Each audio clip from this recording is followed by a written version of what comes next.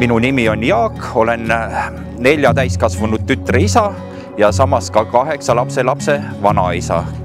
Selle koha me saime tänu minu abikaasale, kelle vanemad siin algselt elasid. Praeguseks on nad küll meie hulgast lahkunud.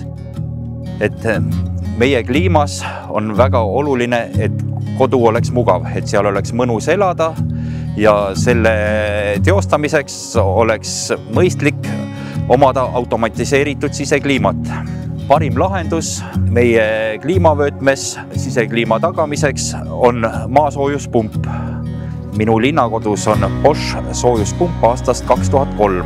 Töötanud siiamaani väga stabiilselt ilma igasuguste probleemideta. Maasoojuspump siis koosneb 2 osast. Primaarkontuur ehk maakontuur, seda on natukene raske küll tutvustada, aga põhimõtteliselt siia krundi alla on siis maetud umbes kilomeeter toru. Siit saame valida kõik vajalikud režiimid, mis iganes meil vaja on.